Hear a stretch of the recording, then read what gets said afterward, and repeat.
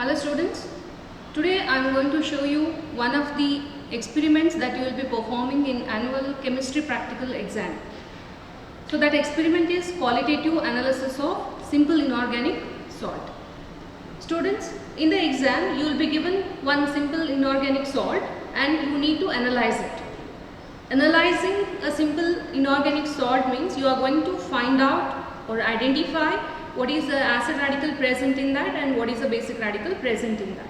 So one acid radical and one basic radical you have to find out, join the two and name the salt. This is what you will be doing. Think that this is the salt given to you in the exam. So in any one salt is given to you in the exam.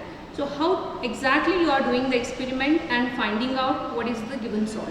So that I am going to show you today. So first you will be starting the analysis with the preliminary test. Preliminary test gives you certain clues about certain radicals. You can guess certain radicals present in the given salt, but these preliminary tests are not conclusive ones. Just they give you certain clues to the radicals present in the given salt.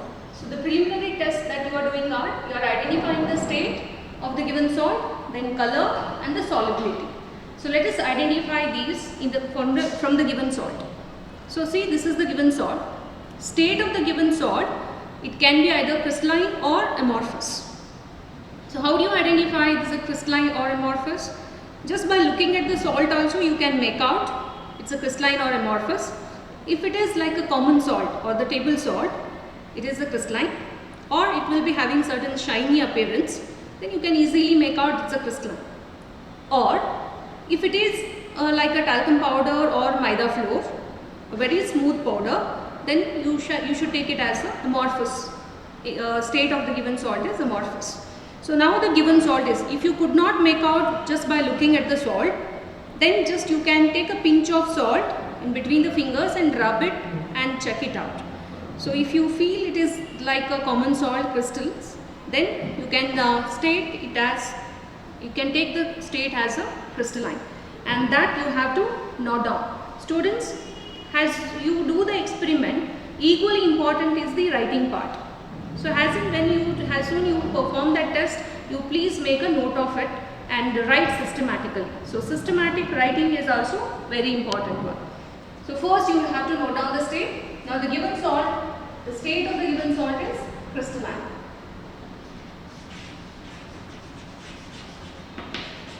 So as you have seen, the color. So color of the given salt, you have two choices for your level. The salt can be either colorless or it can have a pale pink color. Now the given salt is a white, or you can take it as a colorless salt. If it is a pink, then you have to write it as a pale pink, or now it is a colorless, I will write the color as colorless. Then you have to do the solubility. To do the solubility, take a test tube and take a pinch of salt in that, a little of the salt given, just to check the solubility.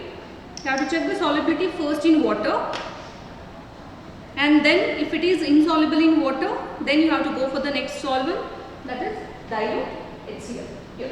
First you check in water in the cold condition and then in the hot condition.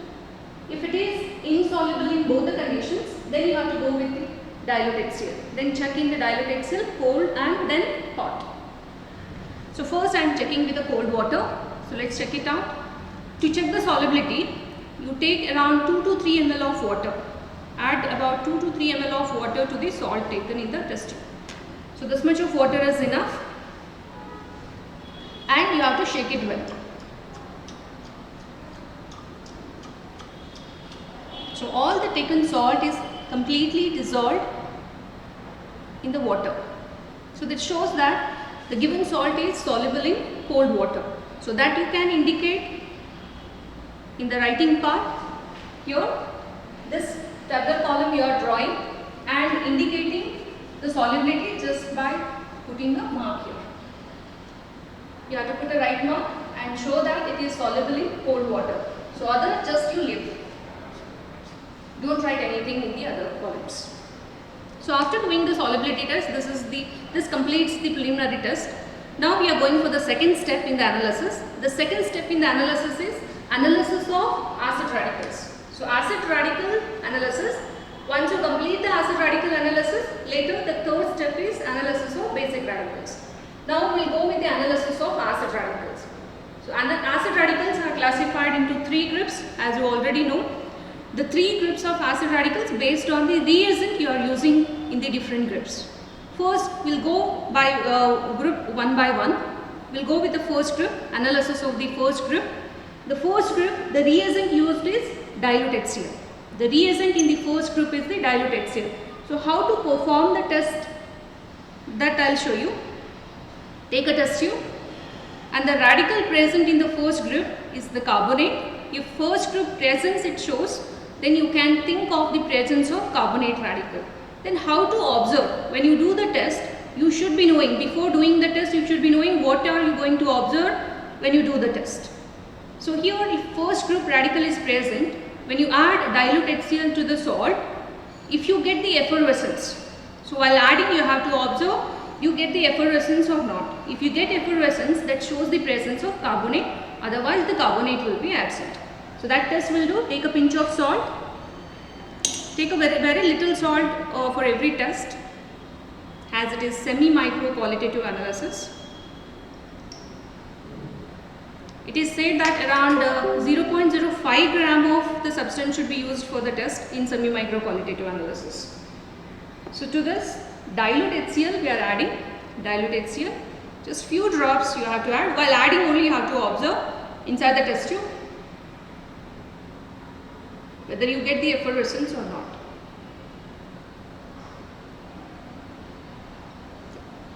Effervescence in the sense the bubbles, bursting of the bubbles you should be able to observe. No effervescence now when I added its dilute HCl. This shows the absence of first group acid radical, that is carbonate. So how we can write it, how we can represent that is the absence of the carbonate radical, analysis of the first group radical, under that salt plus dilute HCl in the test column. And in the observation column, what is observed when you do the test, that you have to write. No brisk effervescence. No brisk effervescence means that shows the absence of first group acid radical. What is that? Carbonate. So carbonate is absent. So this is how you have to write and represent it. Even though it is absent, you have to show it, you have to write it and show that it is absent. Once the first group is absent, then you have to proceed with the next group, that is the second group. Now we will go with the analysis of second group. To perform the second group, you need a dry test tube, because in the second group we are using concentrated H2SO4. So please do remember to take a dry test tube to perform the second group analysis. Now I have taken a dry test tube. If the test tube is not dry, just you heat it for a while and take a dry test tube. In this, you have to again take a pinch of salt. Take a pinch of salt. And to this, you have to add a concentrated H2SO4. So, when you are adding concentrated H2SO4, you hold the test tube in a test tube holder just to safeguard yourself, because concentrated H2SO4, if that falls on the skin, your skin may burn. Just to avoid that, to safeguard yourself, use test tube holder and add concentrated H2SO4, holding the test tube little bit away from you, just near the bottle. Concentrated H2SO4 I am adding. And before adding, as I told, before you do any test, what do you expect from that test, that you should be knowing. So in this second group, 3 radicals are present that you are going to observe. The 3 radicals are chloride, bromide and nitrate. So for these 3 radicals, 3 different observations you are going to get. If it is a chloride presence, if the chloride is present in the given salt, then you will get a colorless gas, evolution of the colorless gas. And if you hold a glass rod dipped in ammonia, you get a white dense fumes. If that is the observation, then you can think of the presence of chloride. If not, there may be the evolution of the brown fumes. If brown fumes are there, then that shows the presence of bromide radical, Br minus. If nothing is observed in the cold, no reaction as such in the cold, then there could be the one more radical that you have to observe in the hot condition. That's a nitrate radical also could be present in the second group, but that you have to observe in the hot condition. The same mixture, salt and concentrated H2SO4 mixture, you have to heat and add a paper pellet. After adding paper pellet, if you get the reddish brown fumes, that shows the presence of nitrate. If not, the nitrate also absent. That's how you have to draw the conclusions. Now to this, I am adding H2SO4 and you are going to observe two things first. Are you getting the colorless or brown? If no, then you heat it, add a paper pellet and observe for reddish brown fumes. So let's add concentrated H2SO4, few drops.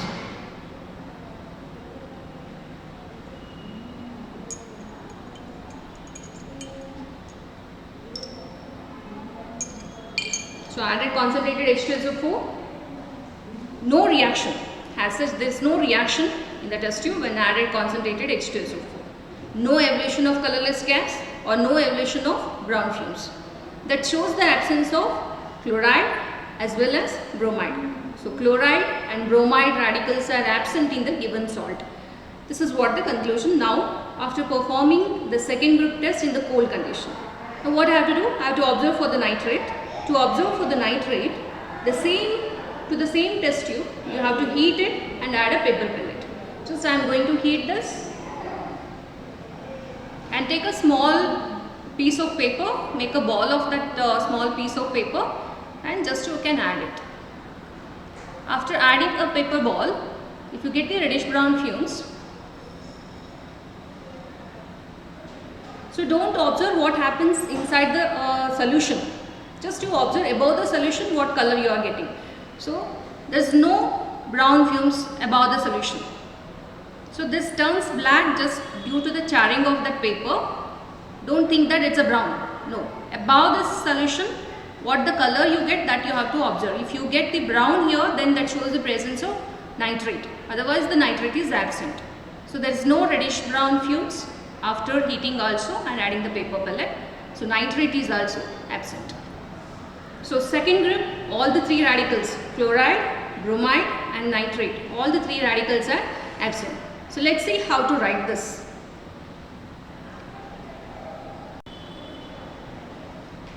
Students, as we have seen, all the three radicals in the second group are absent. So how to represent that? How are you going to write that? So here, salt plus concentrated H2SO4 when you add it. We observed for colorless gas, there were no colorless gas fumes and no reddish brown fumes. That shows the absence of Cl- and Br-. So you have to separately indicate and write. And after observing in the cold, you have gone for the hot condition. So added a paper ball to the solution and heated. So no reddish brown fumes were observed. That shows the absence of nitrate. So now the second group absence is shown like this. So when the second group all the three radicals are absent, then you have to go with the last group of acid radicals, that is the third group. So now analysis of third group acid radicals. In the third group, for your syllabus, there is only one radical, that is sulfate. So in the third group there is no common reagent. Individually you are doing the test for all the radicals present in the third group, as there is only one radical for you. Directly we are doing the conformative test for sulfate. Just the conformative test for sulfate we will do and conform it. So the test is salt solution plus barium chloride solution. This is a test, and what you have to observe in this test is the white color precipitate. If you get white color precipitate, that shows the presence of sulfate. To confirm that further, you have to check the solubility of that precipitate in dilute HCl.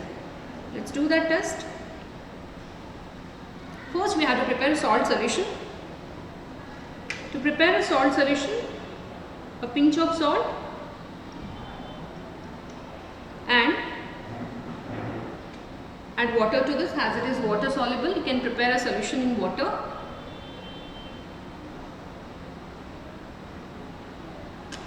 around 1 ml of water. You can add and prepare a solution. It's the salt solution. To this barium chloride solution, few drops of barium chloride solution. White color precipitate is formed. This formation of white color precipitate shows the presence of sulfate. Now to confirm it further, we'll check the solubility of this precipitate in dilute HCl. So we'll add a little excess of dilute HCl and we check the solubility. If the precipitate is soluble, we'll get the clear solution. If the precipitate is insoluble, it remains as it is. So if the precipitate remains insoluble, that confirms the presence of sulfate. I am adding dilute HCl to this and checking the solubility of the precipitate.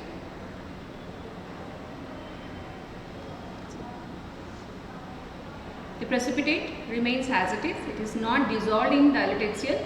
So this confirms the presence of sulfate. Now the acid radical is confirmed. Let's write that.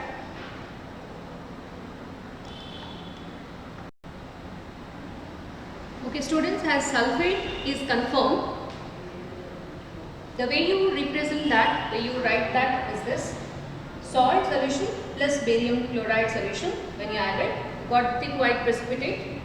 To the white precipitate, we added dilute HCl to confirm this further. So the precipitate remained insoluble in dilute HCl. So this confirms the presence of sulfate. Now we have confirmed one of the radicals present in the given salt, that is the acid radical sulfate. Now let's find out the another radical, that's a basic radical present in the given salt. To find out the basic radical, we are moving with the third step, analysis of basic radical. So before analyzing the basic radical, before finding out the basic radical, we have to prepare a salt solution or the original solution. To analyze the basic radical, we have to prepare an original solution, because when the ions or the radicals are ionized in solution, the detection of basic radical is going to be easy. So to make them ionized in the solution form, we are preparing the original solution or the salt solution in a suitable solvent based on the solubility test. So here, if the given salt is soluble in water, then the original solution you are preparing in water. If the given salt is soluble in dilute HCl, then the original solution should be prepared in dilute HCl. Now our given salt is soluble in water. Now we will prepare the original solution in water. To prepare the original solution, just take a test tube.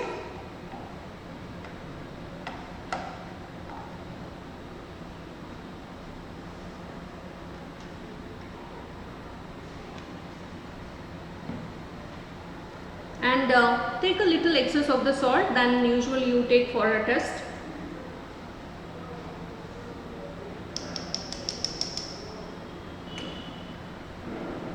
Because a little bit concentrated original solution you need to prepare to detect the basic radicals.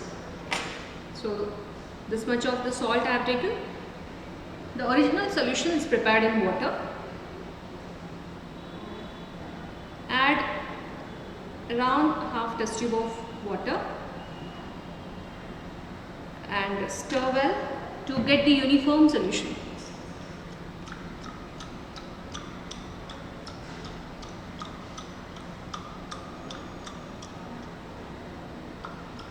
See, now the uniform transparent solution, this is our original solution or OS, in short we can call this as. Now prepare this and keep it aside in a test tube stand. So wherever it is needed, we will use a part of this.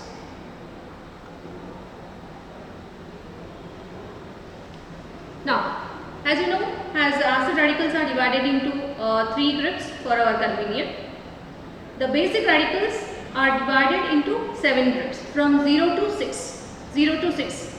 There are total 7 groups in which the different basic radicals are placed. So first we will start with the 0 group. We will detect the 0 group, presence of the 0 group, then we will proceed further if it is absent. If it is present, then we have to do the conformative test of the radical present in the zero group and confirm it. So first we will start with the zero group under basic radicals.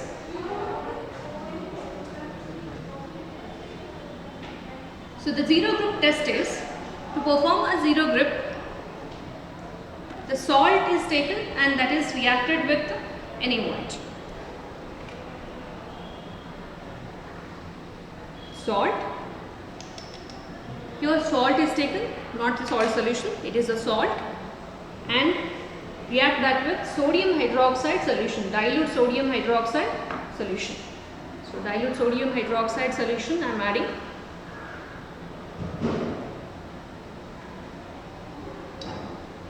And you can shake it well or you can warm it a little. And see the smell of that. If you get the ammonia smell, then that shows the presence of ammonium radical in the zero group. So after stirring well, just you by wafting take the smell of that. If you get the ammonia smell, then that shows the presence of ammonium radical. But here I am not getting any ammonia smell from this. There is no ammonia odor. Hence, I can conclude that the ammonium radical is absent. The zero group radical ammonium is absent. So once the zero group is absent, then you have to go with the next group, that's the first group, then the second group. But students, for you, the first group and the second groups are always absent because the radicals present in the first group and the second group will not be given to you. It's a lead and copper radicals like that. Those radicals are not there for you. So hence, you can skip the first and second group groups and directly you can start the analysis with the third group. You can detect the presence of the third group radical, that is aluminium. If aluminium is present, do the conformative test. Otherwise, you have to go with the fourth group. So like that you have to proceed. Only the first and the second group you may not do. Directly you can go with the third group. But you have to mention there while writing the first and the second group, what are the reagents and what are the whether it is present or absent. So always it will be absent, just show that that's absent. Then you go with the third group. So the first group radical reagent that you are using in the first group acid radical, to the OS you are adding dilute HCl. There will not get any precipitate, that you have to write. And in the second group, OS, that's the original solution, plus dilute HCl plus H2S. And there also no precipitate and you have to show it as absent. Then the third group reagents are OS plus NH4Cl. Students, if you have that chart with you, please keep the chart with you and refer as I explain. The third group, OS you are taking, to that a small amount of NH4Cl you are adding and NH4OH solution. So that test I will show you.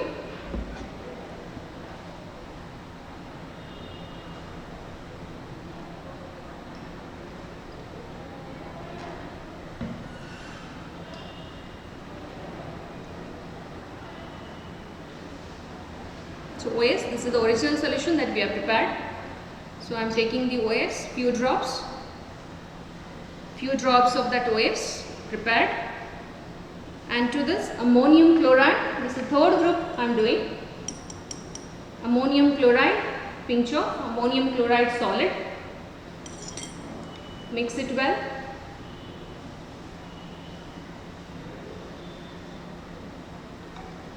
Then ammonium hydroxide solution. Ammonium hydroxide. See, this is the white gelatinous precipitate I got in the third group. So, getting the white gelatinous precipitate shows the presence of aluminium radical Al3+. So, our basic radical is Al3+. So, this shows only the presence. And the group in which that aluminium present is the third group. So third group radical aluminium is present now. So showing only the presence is not enough, you have to confirm it. So to do that confirmative test, how to confirm the aluminium, that I am showing you. To confirm that aluminium, The confirmative test of aluminium is, again take OS, a small amount of the OS, just few drops of the OS. To this sodium hydroxide you have to add few drops first. Sodium hydroxide, just few drops.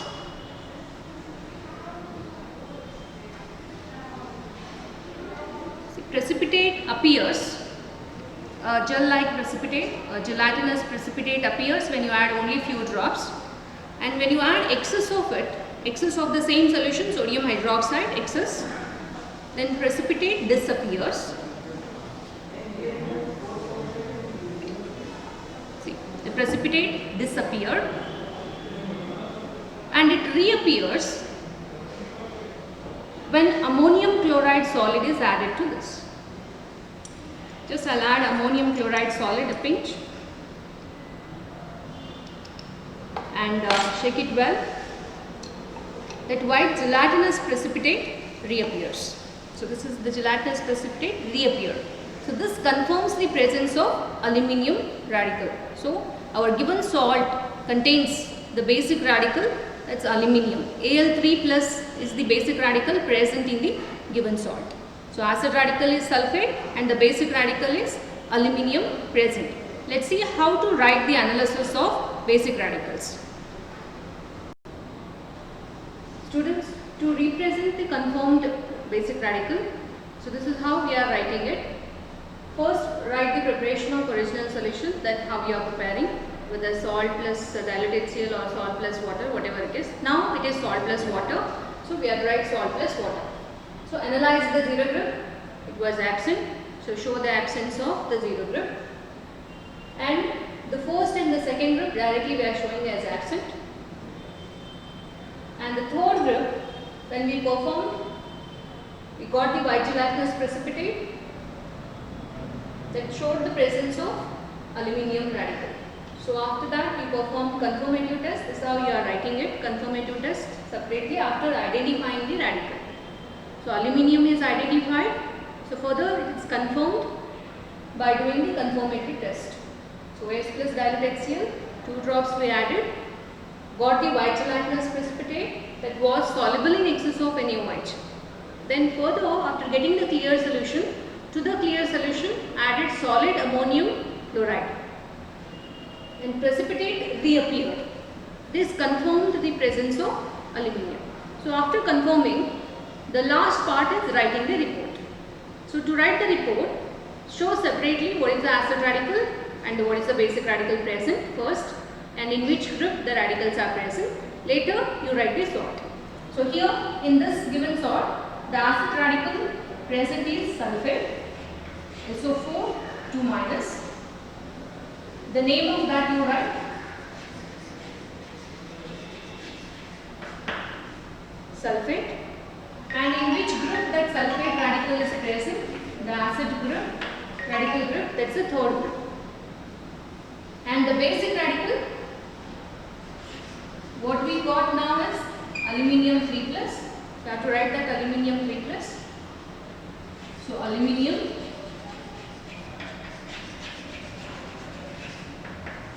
in which group? That is also present in the under the basic radicals, third group.